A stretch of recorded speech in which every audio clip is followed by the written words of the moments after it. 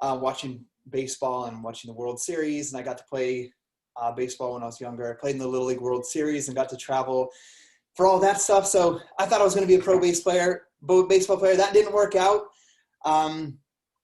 My life, I slowly went into kind of a dark place. After being in like a super amazing place. I was a missionary for my church for 2 years. And I think like the skills that I have that helped me become a successful coach, I learned as a missionary. Because I went to a foreign country. I had to learn a foreign language. I had to live away from my parents for 2 years. I had to knock on doors every single day from like 9 a.m. to 9 p.m. and share a message and invite people to church, right? It kind of sounds familiar to like what we do. So I did that, and that was hard for 2 years. I came back. I ended up dropping out of college. I was a musician, and I got into alcohol and slowly went into cocaine addiction. And luckily, some people brought me out of that. And I met my wife. I actually met my wife at Warped Tour, if you guys know what Warped Tour is. Music festival in 2005. She was a promoter for a venue, and I played in a band. And we met a year later. We were married and had our first daughter. And that was 14 years ago. We've been married for 14 years. My oldest is 14 as well.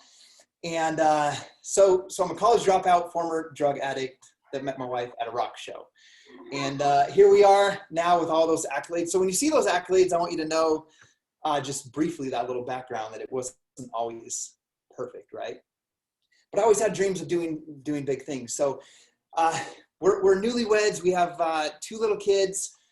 This neighbor, like we hadn't been to church forever, as you guys know, like the brief story I told you, like I was away from that when I met my wife, Gabby. But this guy from our church was called a ward mission leader, was trying to bring people back to church. And he knocks on my door with a plate of brownies. And I let him in, obviously, because he had brownies. And we're chatting, and I didn't know he was from the church. He just said, "Hey, I moved here from Utah. I live in Idaho, by the way." And he's like, I'm just here meeting new friends. I heard you have 2 little girls. I have 2 little girls. I'm just looking to meet friends. And this guy was like 6'2", like 240 pounds of solid muscle.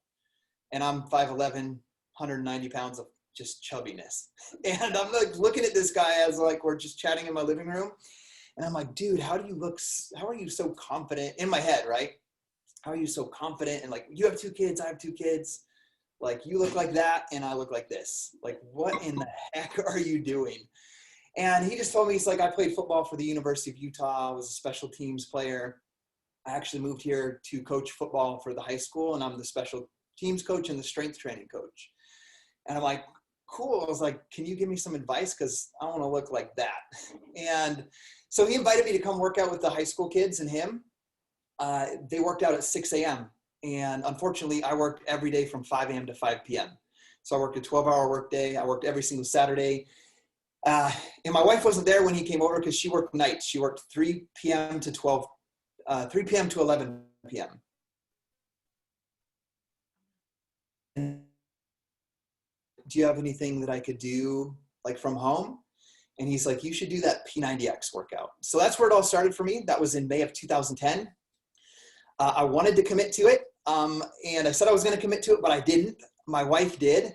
And she was doing P90X. And I remember one day I'd come home from work and I was laying on the couch and I heard her finish her DVD downstairs of Tony Horton and P90X. And then she started jogging up and down the stairs. And I'm like, how in the heck does she have energy to do the workout and run up and down the stairs? And I'm sitting here on the couch exhausted. So that's the thing that really tipped me over and said, okay, I'm going to do this 100%. I printed out the meal plan. I did P90X, and in 90 days, I lost 38 pounds. And like I had abs for the first time, and I was just like, my confidence levels was up, and I started running like on my lunch break at work, and I had all this extra energy. And I was just like, oh, I feel so good.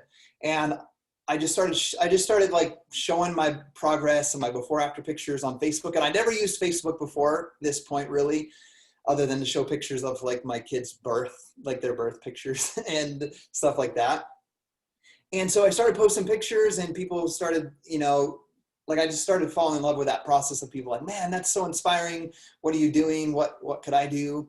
And I would just say like, do P90X, do Insanity. And I really fell in love with that process of people doing that. So that's how it all started for me. But what I want you guys to know is I'm not a coach yet. I'm doing the workouts and I'm sharing on social media and people are inspired by it. And I'm telling them to, so I'm doing what a coach is doing, right? I'm like, do P90X, do Insanity. And I had a lot of haters come on as well at this time. And like, man, one was like explicit about I must be blue in the face from talking about my body and my model wife and my home runs in my softball games. And like just the haters started coming as well. And so I was like, you know what, I'm going to just like create this group where I can help people that want to be helped. And then I don't have to blast everybody else with all these before after pictures and fitness stuff. So I started a group called the Staying Fit Family, what we would call today a challenge group. And anybody that wanted help with their health and fitness or advice, I brought into the group, and I just recommended P90X or Insanity or start running, and just started giving tips and advice on what worked for me. At this time, I put my before after pictures in the P90X like page. And this is like a lesson, a quick little lesson on what not to do and to teach your coaches not to do. Is I got like 30 scripts that day that could tell they were copy and pasted, because many of them were identical.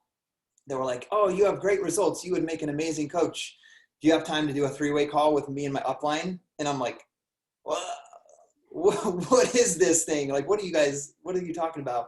And there was like, I was just disgusted by it, to be honest with you. And I was like, anti-Beachbody. I'm like, I'm never going to, whatever that thing is they're trying to get me to do, like, I'm never going to do that. Like, that's disgusting.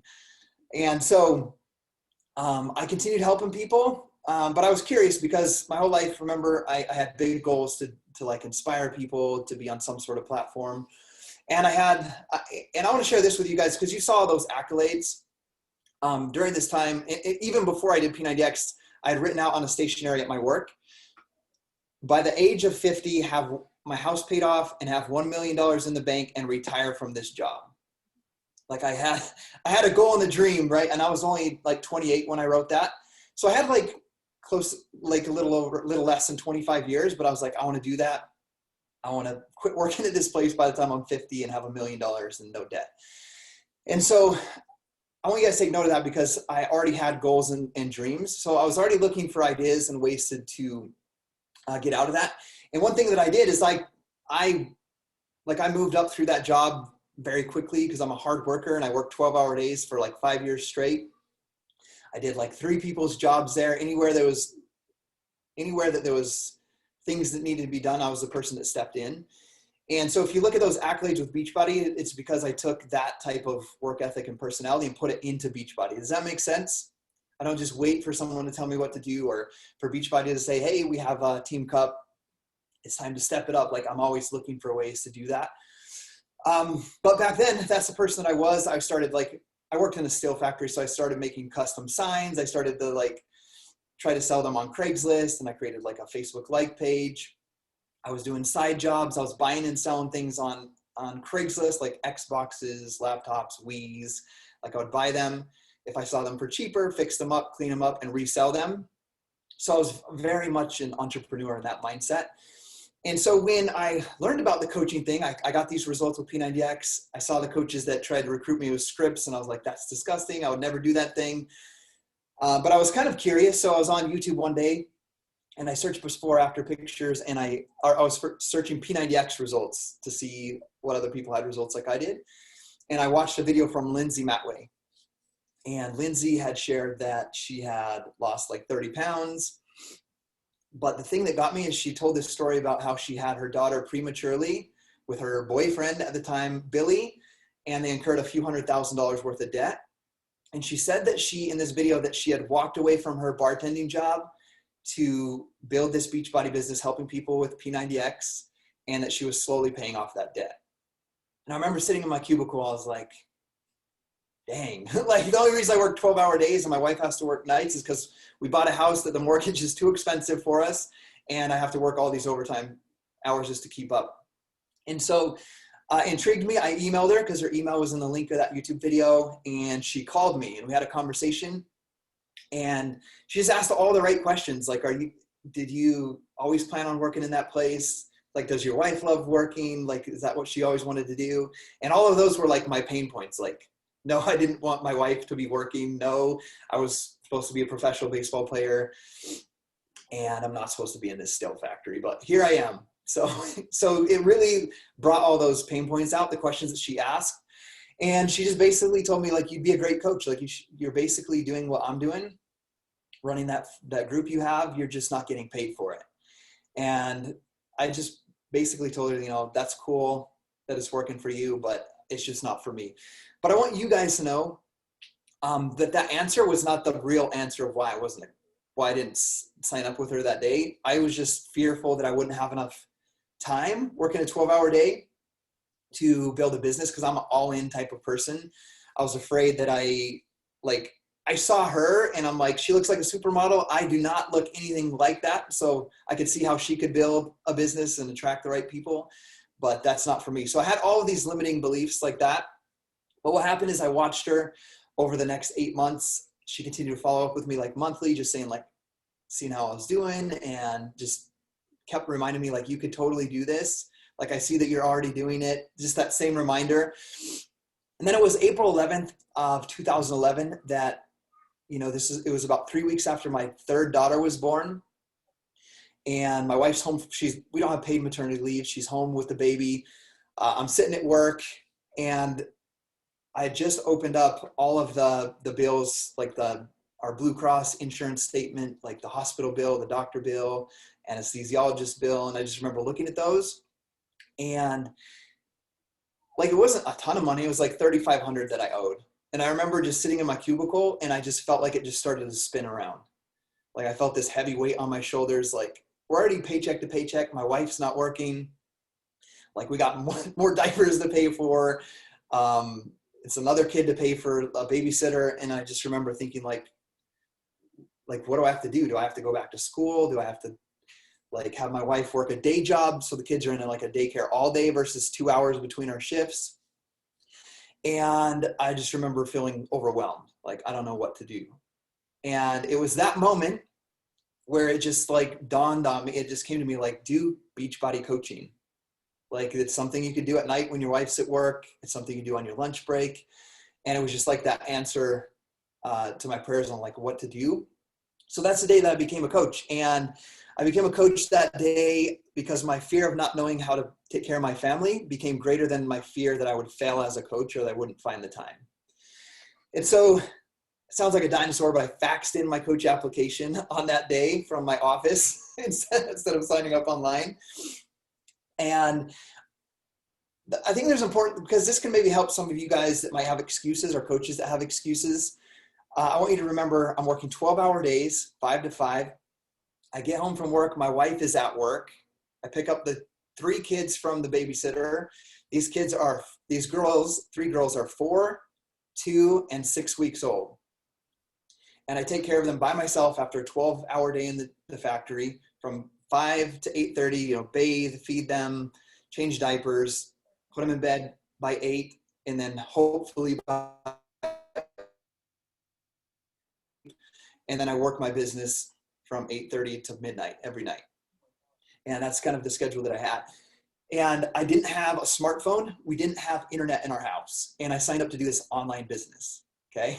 So I remember getting on the phone with my coach, with Lindsay, and like, my first goal was to pay for my Shakeology and have enough money to get internet in my house, because I had an old laptop I had from Craigslist. And I told her, she's like, what are your goals? I told her I need to make $10,000 a year with Beachbody. Like, $10,000 would change our life, because my wife only makes like 14 to 15,000 at the Hilton Garden Inn working the night shift. And so if I can make 10,000, we pay like 2,000 to 3,000 a year for the babysitter. Like, she could come home, and like, it would be my dream to be able to work and come home at 5:30, and my wife will be there and the kids, and we can raise our family together, go on walks in the evening, sit down and eat dinner together. Because that's something we hadn't done in our whole first 5 years of marriage. And so she told me, I can't promise you $10,000, but I promise that your income will be a direct reflection of the number of lives that you change. And so I'm a numbers guy. as you know, I was doing the calculations on how to have my $1 million by the time I was 50. So I'm like, okay, how many lives equals $10,000?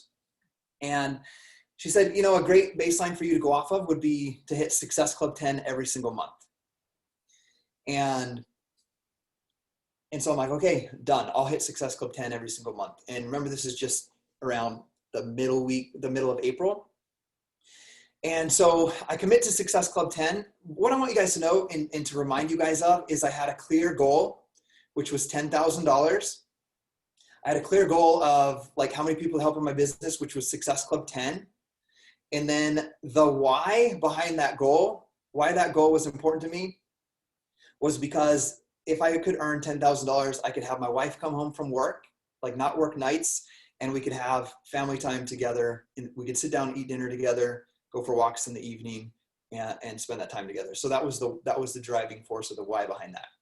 So here we are, 118 months later. I've never missed that goal that I set on April, it was like 13th of 2011. And it's something I've committed to always do. And like, that's one thing I'm super proud of out of all the accolades, because we always have to learn and grow and adapt. But I remember it was only like two or 3 days after that call that they went on the Success Club trip. And I was sitting in my cubicle, and I remember seeing her and other coaches working out with my hero, Tony Horton. And I remember being so mad, like sitting in my cubicle. And I remember texting Lindsay when she got back, and I was like, how in the heck, like, it's just not fair that those guys, like, I'm the hardest worker I know, that those guys are on a cruise ship with Tony Horton, and I'm sitting in this cubicle. Like, how do I go on those trips? And she just told me basically, when you hit your goal of Success Club 10 every single month, you're going to get an invite to the next year's trip, which will be Atlantis in the Bahamas. So I printed out a picture of Atlantis, or not printed out, I put it on my screensaver in my office. So every day when I got to work, I could see Atlantis on my two screens, like the tower, buildings of Atlantis. And so every day I visualized being able to earn that trip and take my wife there as a celebration after 1 year of building my business. And so that's another one of the whys that I want you to remember, that when I had that goal, the why time behind it was like, I'm going to take my wife on this trip. And we had like it was a honeymoon, but it was like the worst experience of a honeymoon that you could picture.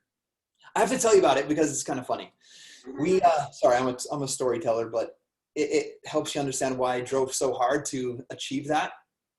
Like we didn't have credit cards or debit cards when we got married, and she worked for the Hilton Garden Inn, so we got discounts at any Hilton hotel, like Hampton Inn, Embassy Suites, Hilton Garden Inns, all those. So we booked 3 nights in Florida. We went to like Miami, Fort Lauderdale, and one other city. I can't remember which one it was. And we booked a hotel in each one, and they were like $45 a night with her discount. So we prepaid for those. And then I got the cheapest rental car I could find, because they were in 3 different cities online. Anyway, we get off the plane, and we don't have credit cards or debit cards. Without thinking, we have $500 cash for our rental car and for our food for these 3 days. And we take this shuttle to this place where the rental cars are, and it's like way off, away from the airport. We get dropped off there, and they won't give us a car because we don't have a credit card or debit card. I called my dad. They wouldn't take his credit card because he had to be present. And so we had to take our suitcases, and it's July in Miami, and we had to walk like 3 miles pulling our suitcases until we found a hotel that was like $150. And it took like more than a third of our money that we had. And we missed our first one because we couldn't get to it. And it smelled like smoke, and it was nasty. And that's how our honeymoon started. So like going on a trip to Atlantis for free was like that opportunity for me to give my wife that trip, like that honeymoon that we deserved. So long story short, I worked my butt off. I sacrificed. I stopped playing softball 2 times a week. I stopped playing video games at night, which was what I did before Beachbody coaching. And I worked on my business every night from 8:30 p.m. to midnight, got back up at 4:30 and got to work by 5. And I did that for an entire year straight. At 14 months, we had a 6-figure income, and my wife and I both walked away from our jobs. And that was 9 years ago. So I've been a full-time coach now for 9 years. And this is what I get to do with my life. So with that being said, I want to ask, I know Rose sent some questions over that you guys have, but and I'll touch on those, but do you guys have any questions right now before I touch base with those? Like from what you've heard of my story. Don't be shy. Hi, you probably get this question a lot. Obviously, this is like a female-dominated industry or like Beachbody, and I don't know if anybody else but like. I can't hear very good. Sorry. Oh. Yeah. So I'm sure you know that this is like a female-dominated type of industry. Like most people in this industry are women. How does a man be so successful? Like, I really want my husband's very supportive, you know, but I really want him to see from a man, like, you know, I hear about Josh Spencer and like all these successful, like how as a man are you successful? Like, how do you, I guess, market on Facebook? Like, what do you do? Because I know what we do, but like as a man, it's always like, you don't see them all the time, but there's a lot of men in Beachbody that are super successful. So like, what do you do on the day to day? Like, how do you attract people? Yeah, I think one of the biggest things is a belief. Like, it's so female dominated right now that when men look at the business, or even women, they're just like, this is female dominated. It's like the belief is there that this is a female business, not a male business. And with anything that you're going to find, like whether it's hitting Success Club 10 or taking your business from diamond to 5-star and elite, you have to believe first, like, I can do this, our team can do this, and then you put in the actions and it works, right? So I believe the biggest holdback right now is just the belief that this is a female dominated business. So the guys don't even put in the effort, or they don't think it's for them because it's female dominated. The second thing that I want to touch on with that is females are more open to telling other females what they're going through, what they're feeling, what their problems are. So they connect and they help each other, you know, in these tribes, right?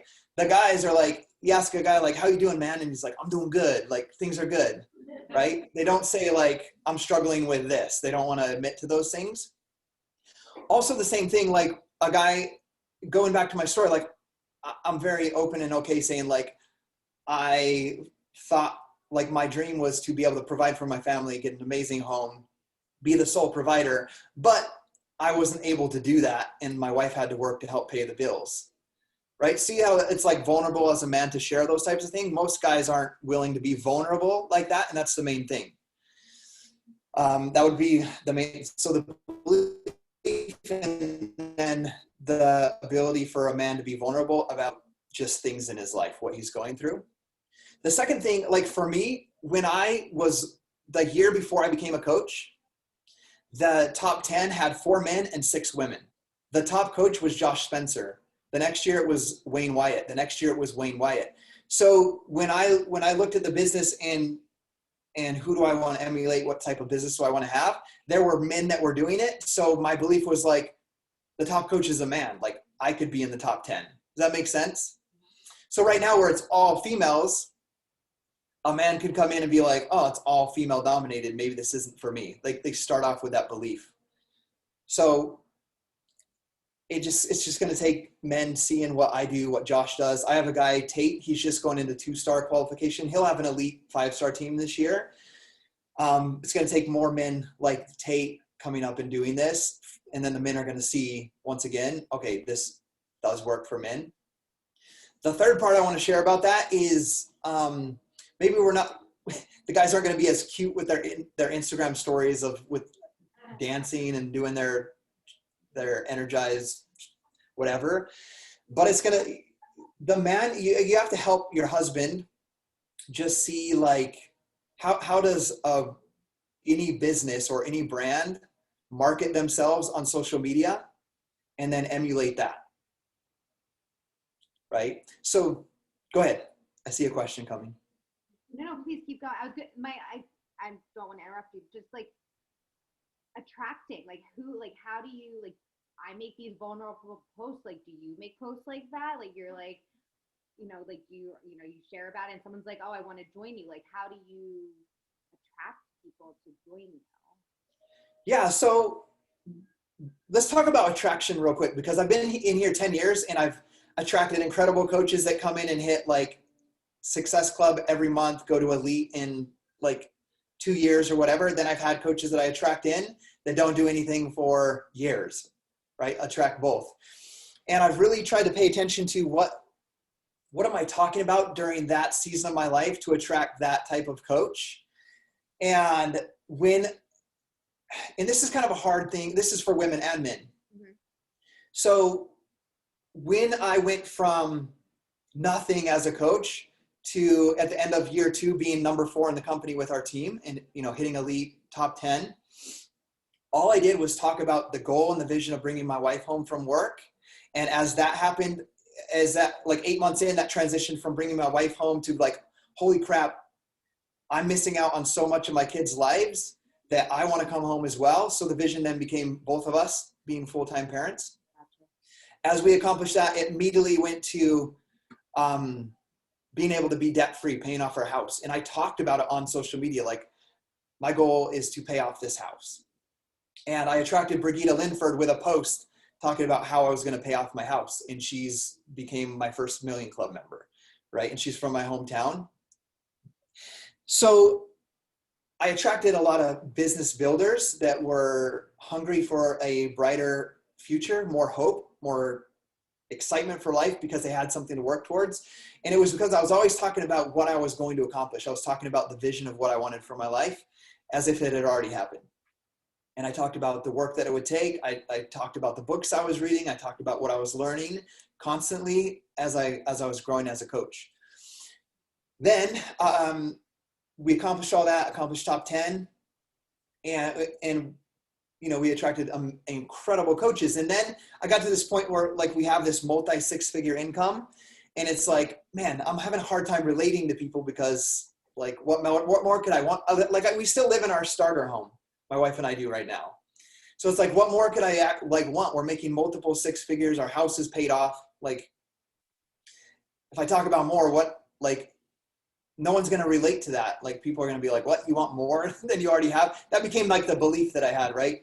So I was like, I'm going to talk about the vulnerability, like the vulnerability. And I started talking a lot about my low self-esteem and becoming a cocaine addict and how I would do things to like be accepted by people. And that became the story I started telling, because I was like, oh, I got to help people understand like where I came from so I can connect with them.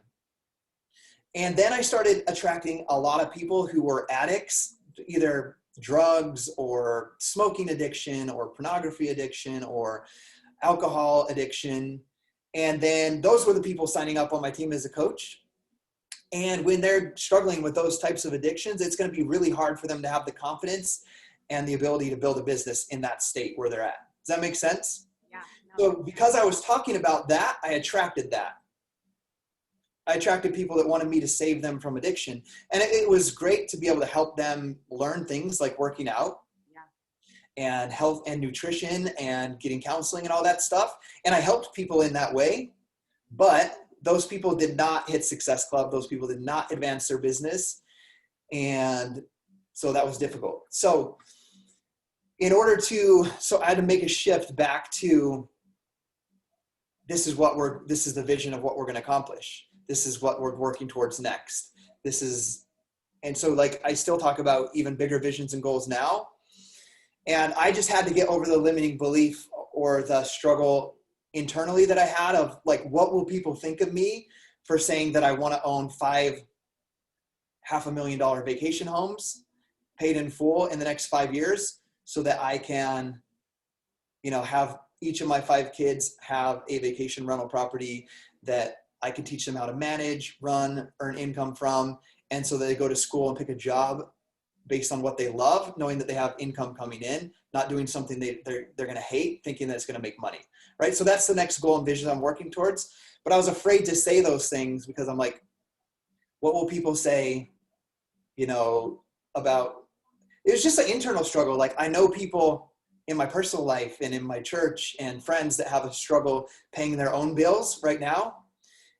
And I was afraid of what they would think about me wanting more after what I already have. Does that make sense? Yeah. And when I let go of that, and just started talking about it again, I started attracting those coaches again. Like Tate Cox that I mentioned to you guys, he was on the National Wake Up Call with me last year. He's just hitting 2-star diamond probably next week. And he has the coaches he needs right now to hit elite. Like the post I did with him was like this multi-million-dollar, it was like 2 pictures I put on social media, 2, like a beautiful cabin in the woods on a lake, and then a beautiful like palm tree beach looking house. And it was a post about which of the, the basic gist of that post was like, which would you rather have? And then it was like a story about how I used to drive home after my 12-hour shift, you know, being one of the hardest workers in my job. And I would be driving home and I would see people with camp trailers in their front yard or RVs pulled into their driveway. And I used to wonder, how in the heck could you buy a house and have toys like that? And then I talked about, and then I briefly mentioned how it wasn't until I surrounded myself with people after doing P90X and losing weight that I saw that there was an opportunity to earn income doing something that you love. Does that make sense? So I talked about, I kind of hit on like a brief story about, and that's once again goes back to being a man and being a little bit vulnerable. Like I used to drive home and wonder how the heck can these people afford their house and like a camp trailer or 4-wheelers. And so that's the actual post where Tate, who I didn't know, commented which one of those houses he would rather have. And so I started the conversation with him, and then we had a phone call, and then he's hit Success Club 10 for 2 years in a row. So he didn't come from me talking about my I guess it's vulnerable in the way of like, I'm working hard, but I just can't afford the things that I actually want. Does that make sense? So it was talking about goals and visions in that aspect. Does that help a little bit?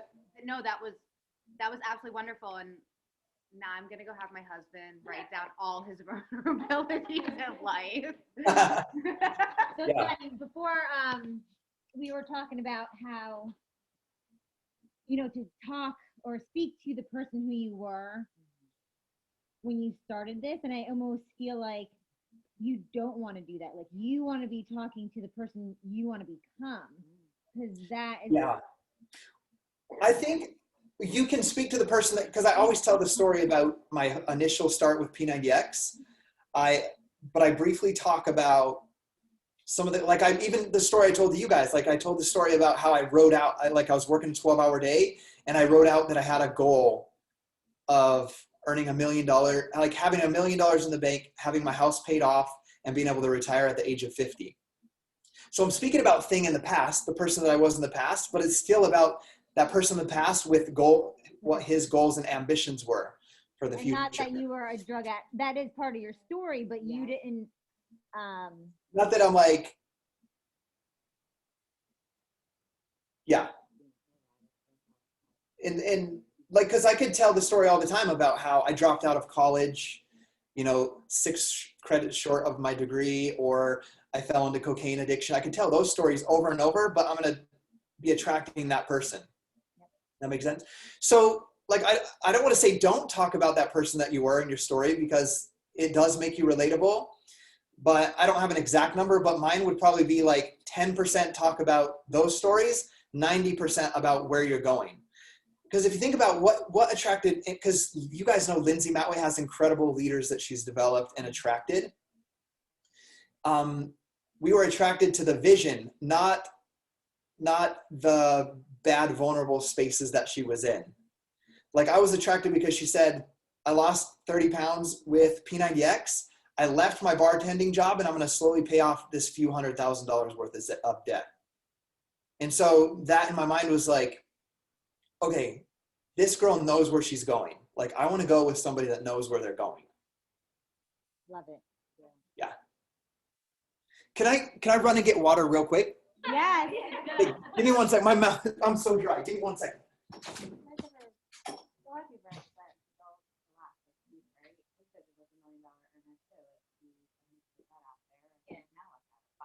What's with the 5 kids? It's a magic number. I do. I think you're out of your mind and not having 5 kids. But I'll go make $1 million. That I will do.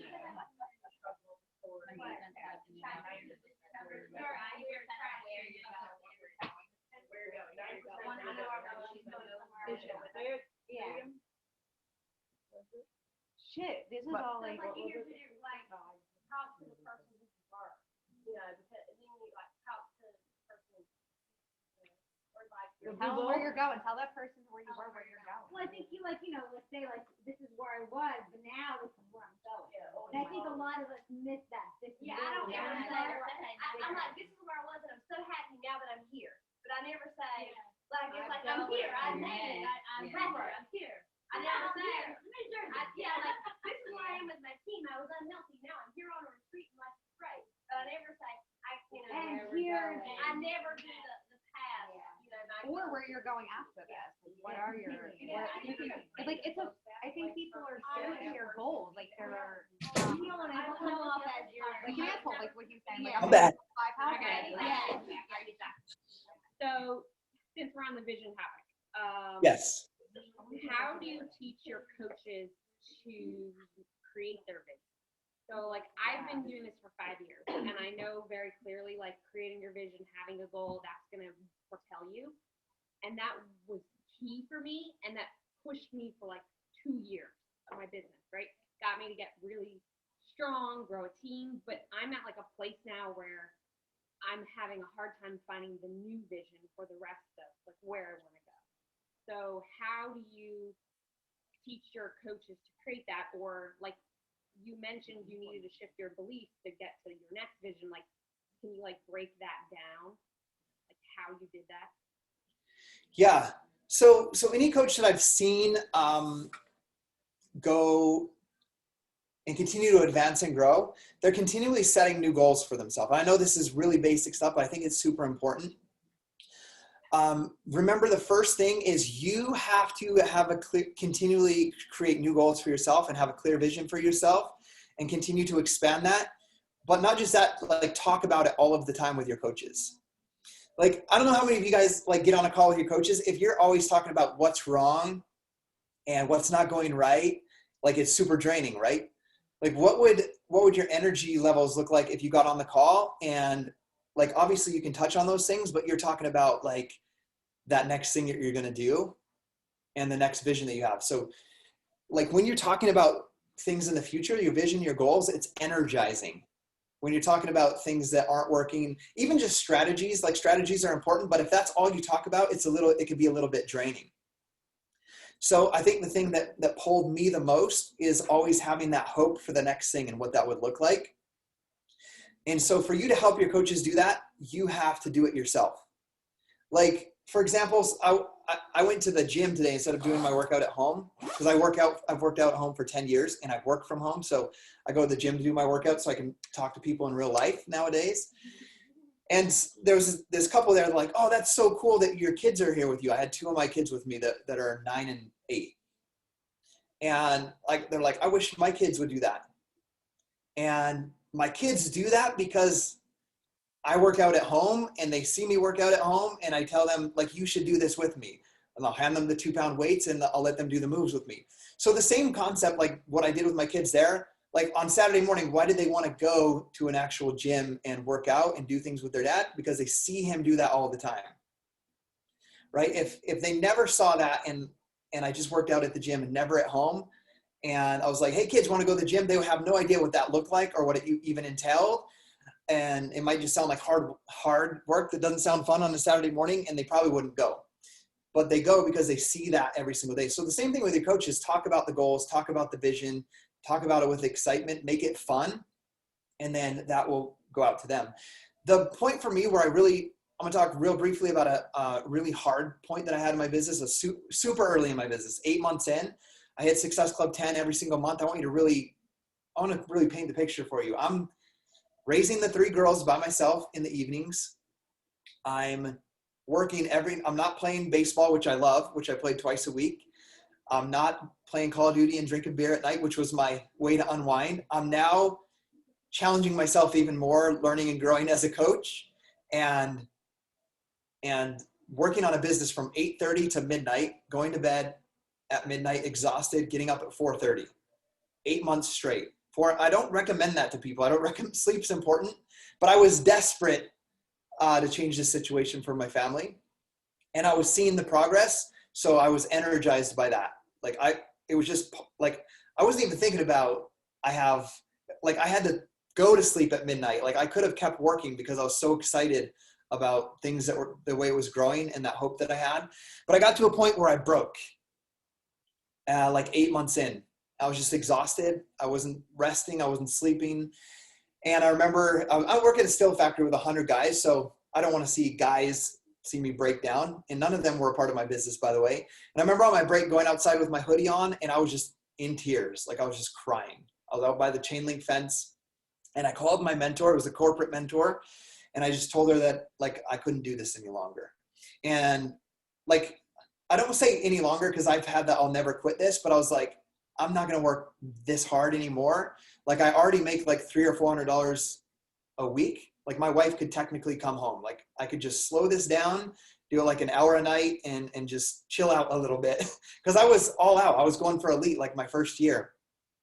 And so she just walked me through this. And this is something you can help your coaches with their vision, with their goals, helping them through a hard time. She's just like, I want you to close your eyes. She's on the phone with me. Remember, I'm out there like trying to hide from the guys at my work with my hoodie covering so they can't see me crying out there. And she's just like, I want you to imagine that you fall into this dark water, like an ocean. And like, I'm just visualizing, like she's walking me through a meditation. And you're starting to sink down, and the light where the water broke, where you fell in, is slowly getting darker and darker as you're sinking down. And she's like, how do you feel? And I'm like, I feel like I'm drowning. Like, and she's like, what does that feel like? I'm like, I can't breathe. Like my chest is like feeling tight. I'm scared. And she's like, okay, it's all the way dark now. Like you're deeper and deeper. And she was just asking me how I felt. And like, I could like see it. I could see myself like sinking in the water. And she's like, okay, I want you to look up. And I looked up and it's pitch dark. And she's like, it's pitch dark, right? And she's like, okay, you see something break through the water and a little light comes through. And I want you to picture this hand sticking down through the water. And when it's close enough, I want you to grab it. And like, I grabbed it in my mind, right? I'm outside, I grab onto it. And she's like, and it pulls you up. And you break free of the top of the water and you take that first breath of air. How do you feel? Like, I feel like I'm alive, like I can breathe. It's like I thought I was gonna die. Like I feel like I'm alive. And she's like, Scottie, that hand is literally Team Beachbody right now for you. She's like, you cannot let go of that hand. Like you have to hold on. Like, even though it's hard right now, if you hold on to that, it will save your life. Like it will change your life if you just hold on.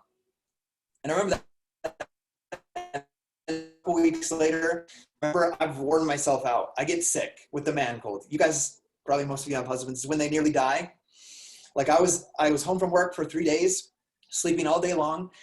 And my wife on the third day is Friday. She's like, Scottie, you should probably get up and shower and get dressed. And Keena's going to get off the bus. She was in kindergarten. She's like, she's going to get off the bus here in like 30 minutes. How about you shower, get dressed, walk down and pick her up from the school bus. And so I did that, and I walked down. We live in the back of a cul-de-sac. I walked down the cul-de-sac. I'm like halfway there when the bus pulls up. And I remember the sounds, like the bus pulled up, you know, the sounds of those doors opening and the stop sign flipping out. And these two little hands of this 5-year-old girl grab onto the rail to step down those 3 steps. And she looks up and sees me. And I just remember, like, I stopped in my tracks. Tears. Yep. I cry a lot. Tears just roll down my face. And I stop, and I just, like, this smile that she had when she saw me just overwhelmed me with all of these feelings and emotions. And I remember in that moment just thinking, like, how many of these moments have I missed? Like, even when I'm there with them at 5:30 when I get home, I'm working 12 hours. I'm exhausted. I come home, and it's just like a routine. I'm just like, bathe, like feed them, bathe them, throw them in the bed so I can work. And I was like, how many of these moments am I missing? Like moments where I see her happiness like that. I see her smile, her excitement to see her dad. How many more will I continue to miss? Like if I don't push through this pain and through this challenging time and have to continue working 12-hour days. It was that moment where I was like, I don't want to ever miss moments like this. Like I want to pick her up from the school bus. I want to go to daddy with donuts day without having to ask a boss.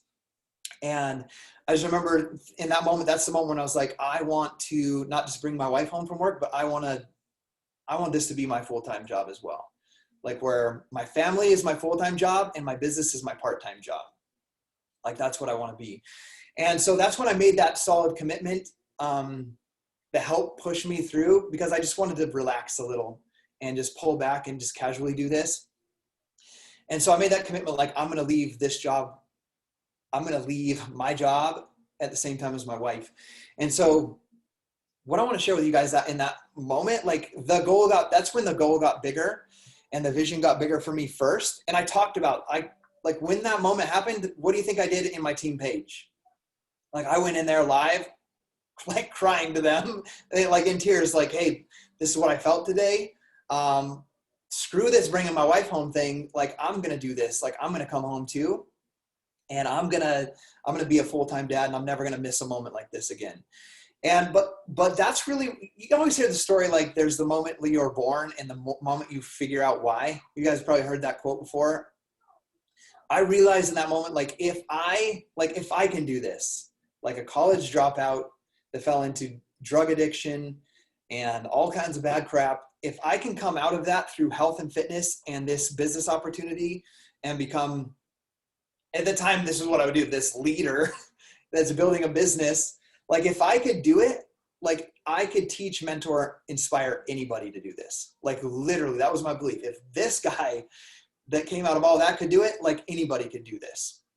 And so that's when it became like people ask me today, like, why are you working on a Saturday on March 13th when you have this incredible business that you don't have to work and the income's still going to come in? Like, because I made that commitment then that I'm going to do everything that I can to help teach and inspire other people to go after their goals and dreams as well. So that's what's even, like, I still have goals and dreams that I talk about with my coaches, going back to your question, but there's that root foundational principle of why I do what I do. And it's that I made a commitment in that moment that this is my purpose. It's like, if I could do this, like I could teach and inspire somebody else to do that. But in order for me to do that, like I can't just sit back and be like, oh, check out this awesome income we're making where I don't have to really work anymore. Like I can just like do my workouts and just maybe lead people to Lindsay's team call or whatever.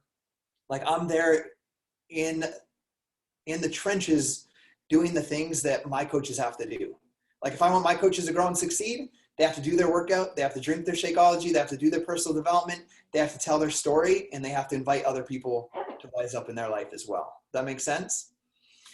So in order to get your coaches to set higher goals, set bigger visions for themselves, it's going to be important that you are constantly doing that yourself. Okay, that's a long answer to a short question. Okay. What other questions might we have? I have these ones here, but I want to answer live ones if we have them. You can hear me. Hi. Yeah, it's like muffled, but if you come close like that, I can hear. I wanted to ask, because you talked about Tate and his success coming in like right off the bat as a new coach. So what kind of things are you doing to help your coaches get started and see success right off the bat? Like, I know we all say like onboarding as a general thing, but like what kind of things do you do with your brand new coaches that you think yield to them putting like words to action and seeing their business start to grow? Yeah.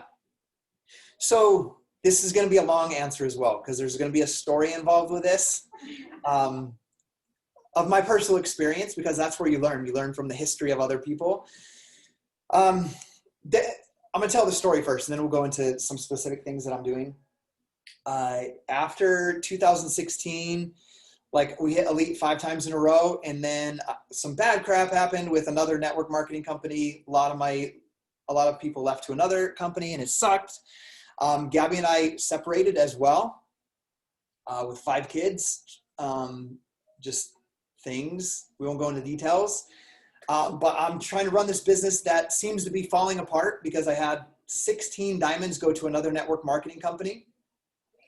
And that's not the woe me story. I'm going to get to the story, and my wife's gone. I'm trying to get all my kids to all their stuff by themselves. And like we missed elite that year. Like I'm just going through a lot of stuff. We missed elite. We missed it the next year. And then it's 2019 and I'm on a call with my corporate mentor it would have been right before December of 2019 when she was just asking where we were at with our elite points. And we were like 25 elite points short and it's December and it was just like impossible to get the elite points. But she's trying to strategize on how I could get the points and like, well, if we sign this many coaches and they're new coaches, they hit Success Club, they get 1 point, you know, say you sign 10 coaches, that's going to be 1 point for each of them. There's 10 points. If we can actually help them all get Success Club in December, that's 2 points for each one. There's 20 more points. Like we have 30 points and we can do this. And I'm like, whoa, Kayshawn, like, let me tell you what's been happening this year. And I was like, this year, I have sponsored 3 to 5 coaches every single month for the past 10 months. And I was like, guess how many of them have 1 Success Club point? And she's like, how many? I'm like, 0. All of my elite points came from people from last year. Like I've signed 3 to 5 coaches a month and not one of them, I'm not talking has hit Success Club. Not one of them has 1 point. Like, how am I going to do this? Like get 10 coaches and have them all hit Success Club. So we started talking about what are you doing? And that kind of leads into your question. And I'm like, okay, I have them go through the 5 training videos and the coach and the new short version 5 videos. They're 25 minutes long. Once they're done with that, I do a getting started right call with them. Then I talk about their goal and the vision, just like Lindsay did with me. I talk about their goals, their vision. I come up with an action plan. Let's find 3 people to go on this journey with you. And with me, I didn't care if they were Emerald or not. I just wanted them to hit Success Club, sell some challenge packs, and see success. So we're talking about that. She's like, okay, all of the elite coaches that I'm working with right now, that's exactly what they're doing. And she's like, you're doing the exact same things they're doing. And in that getting started right call, like I have them go into the Beachbody Champions page as well and go to the units and start going through the units too. And she's like, okay, a lot of the coaches are doing that too. They either have their own with the same units or they send them there. She's like, okay, they're doing that. You're doing that. But they're crushing elite points and advancing people and I'm getting nothing out of it. And she's like, and we just kept talking and it came out that I said, I just don't feel like I'm a very good leader.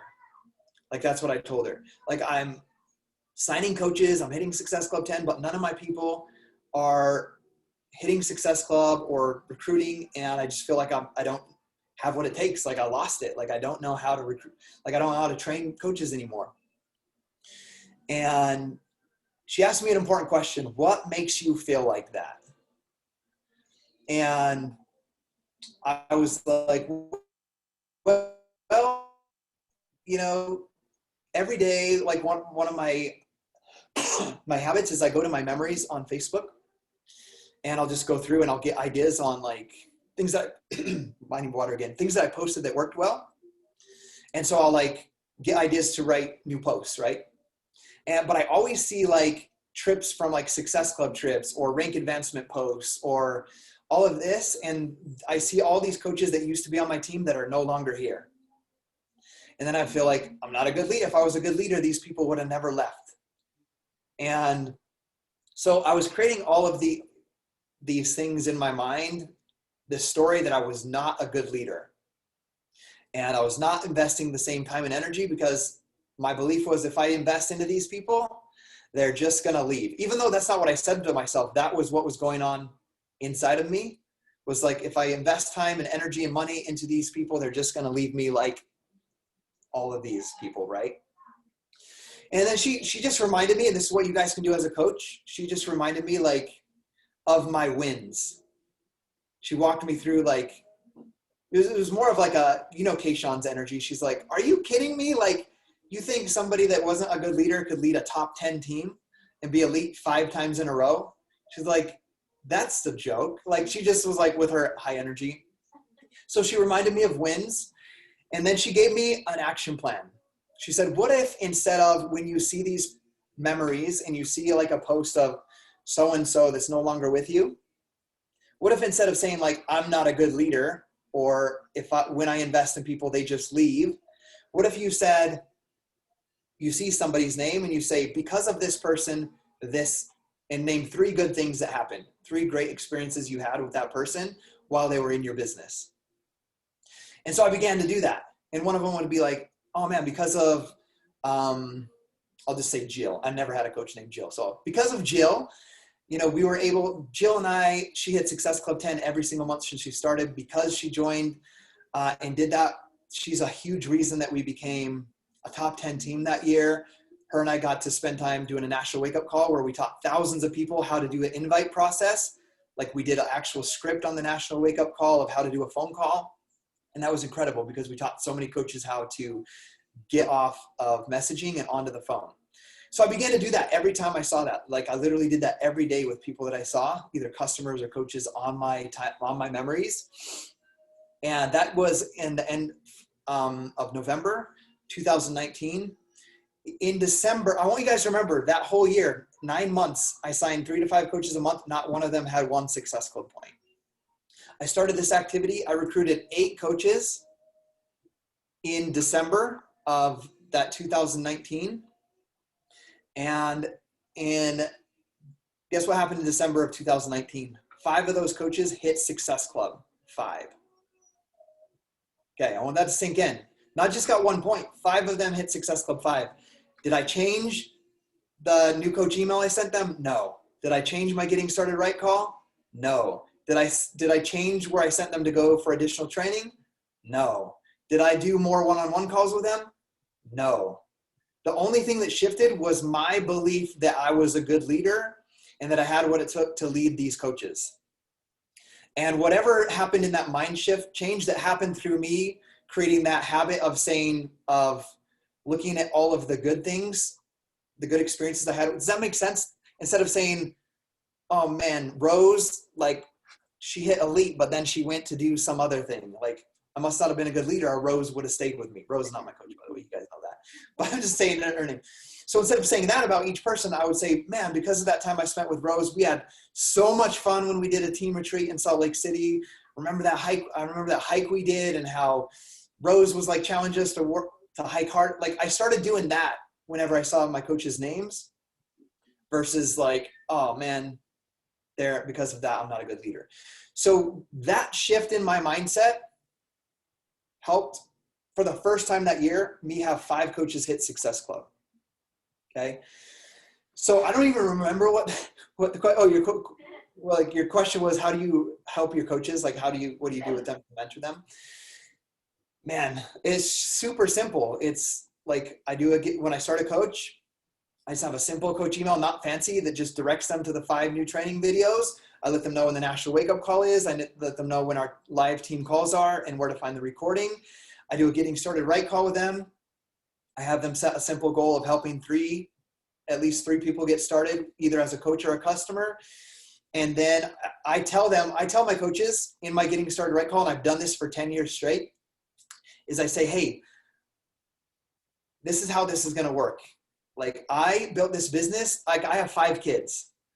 And this is after we spend the time talking about their goals, their why, their action plan, answering other questions. I say, hey, I built this business because I want to spend more time with my family and be more present with them. I did not start this business to babysit coaches and my team. And so when you have a question or you're struggling with something, I'm not going to babysit you. You have to come to me and say, I'm struggling with this. I need help or I need guidance. And I can promise you that when you come to me with a question or with something you're struggling with, I will get you an answer or get on the phone with you. But I will not be babysitting you and making sure you're on national wake-up calls and making sure that you're hitting your goals every single month. I'll celebrate those with you, but I'm not going to babysit you. And I asked them, does that sound like a fair business agreement?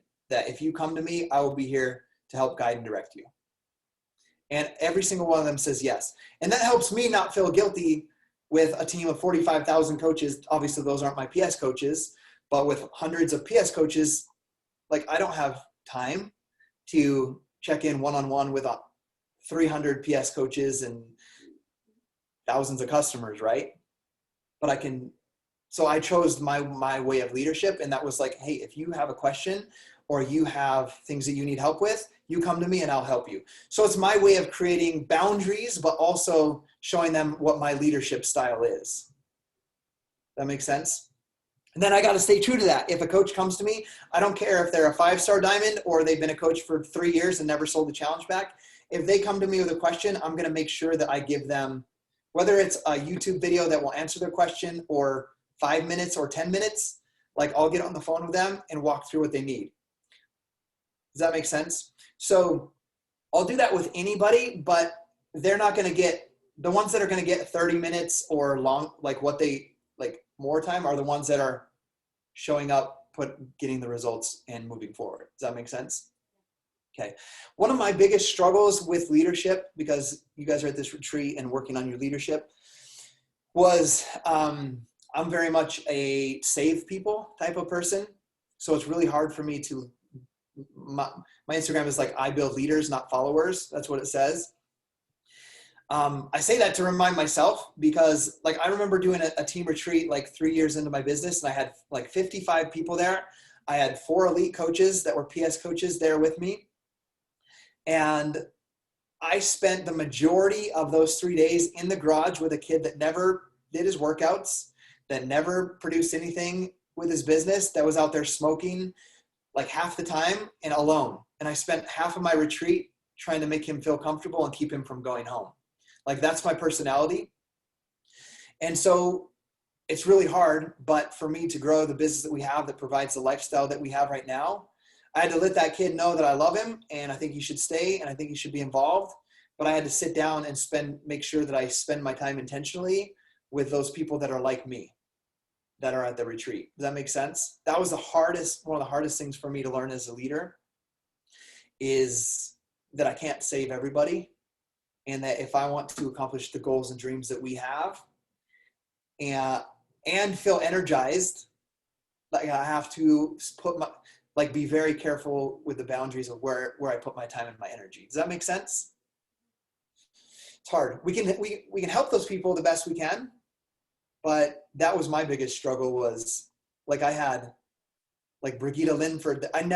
Brigitte Linford's one of my $1 million earners. You guys might know her. She earned the CEO Leadership Award. I didn't sit down with her for a one-on-one during the entire retreat. And I'm like, okay, there's something wrong with my leadership that an area I need to grow. Okay. What other questions do you have? I know we've gone out like an hour now, but I can answer maybe one more question if you guys want. And then we need to go out with the fam jam.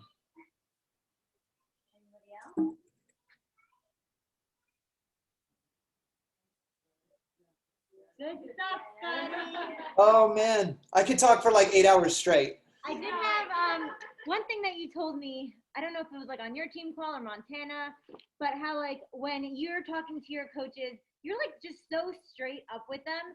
And when like you have them like make their list of like their people that they want to reach out to, you were like, all right, if you quit or something, just give me your list and I'll take it. Yeah. I tell them that story really quickly because I thought it was freaking phenomenal how you were like, you don't want to do it, I'll take your list and do it for you. Yeah. So either in the Getting Started Right call or in the first couple weeks, because in the Getting Started Right call, we talk about the goal of finding 3 people. I tell them, you need to make a list of everybody that you know that could benefit from either an opportunity to earn some extra income, being around positive people, improving their nutrition, working out. You need to write a list of everybody that you know. And that's where we're going to start with your invites. And I start them that way and then transition them into how to market on Instagram, like checking who watch your stories, all that stuff. But we start with a list of 100 people because, I mean, that's what I learned in the very beginning, was make a list of 100 people. And that's where you start with your invites. So I do that and I tell them, this was at Montana, I think I told you this, Rose, but I tell them, here's the thing. Like, you're going to create this list and you're going to start a conversation with them and you're going to invite them on this journey with you.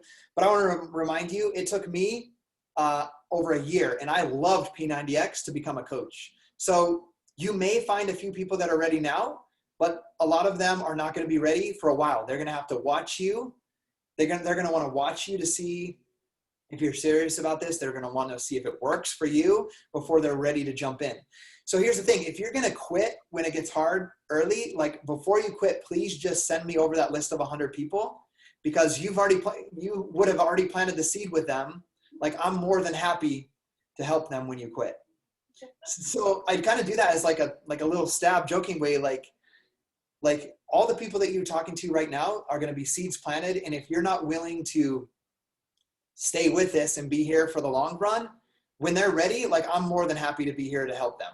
Like, if you're planning on quitting. Does that make sense? So I'm just very straightforward with them like that. I love one thing. And when I heard this from my coach, my newer coach, she's like 6 months in, I had to tell the team. She was on my team cup, but Sheila wrote this long message of like, and I think it's so powerful. If we can get our coaches to get this mindset that she has, she said, like, she's an emerald, but she's never hit Success Club yet. She's had a couple points here and there. And we're working through some things. She's having issues losing weight. She's been doing the workouts, following the meal plans, and she's not losing anything. So it's hurting her confidence right now with her recruiting to her business because she doesn't have results. But she shared with me, she's like, Scottie, I don't ever want, like, I know I'm not hitting Success Club yet. I know I'm not where I want to be, like a diamond leader yet, but I don't ever want to be the person that when my friend comes to me and they're finally ready to start, that I have to tell them that I'm not doing it anymore. Like, I don't want to be that person. So I just like share that example with the team and be like, you have to get to that point, like that you're so committed that you would never want somebody to be like, Rose, hey, I'm ready to do that, that MM100 workout that you were talking about. And then Rose have to say like, oh, sorry, like, I'm not doing that coaching thing anymore. Like, here's someone you could go to. Like, when you get to that mindset, like, you're in, like, you're the never going to quit kind of person. And I think that goes way deeper on the psychology and the way I believe the universe and God works. If you ever have an out, I don't believe that. I believe heavily in God. I don't believe God would continue to somehow magically after 10 years send me 5 to 10 people that are ready to join my team as a coach or challenger if he knew that I was going to quit when it got hard. Like, that I would just leave them high and dry. Does that make sense? Like, that's my belief. Like, I believe that when you have that mindset, like, I'm never going to quit. Like, I'm going to always do these workouts. I'm always going to do personal development. I'm always going to work on my nutrition. I'm always going to want to help people with the world's best home fitness programs. Like, that sort of commitment level, the universe, God is going to be like, hey, this person is committed. That's the person that I'm going to gift with these people that he can take care of, right? And not going, like, if you're a person that's like, I'm going to do this, and if it gets really hard, or if it gets too challenging, or if life gets in the way, like, I'm not going to do it anymore. You're not going to be blessed with those people to help. Does that make sense? That's my belief. Okay. I think we are. That is great, Scottie. I mean, we okay. took a ton of notes and we took up much of your time. No, you're all right. So grateful. Thank you. Thank you. Thank you. Enjoy your retreat. And then I'm going to ask you, hey, I took an hour and 20 minutes away from family time on a Saturday. You guys better do something with what you learned. Yeah, we will. Scottie, thank you so much. Have fun this weekend with the family. Have fun at your retreat. See you later. Thanks, Scottie. Bye.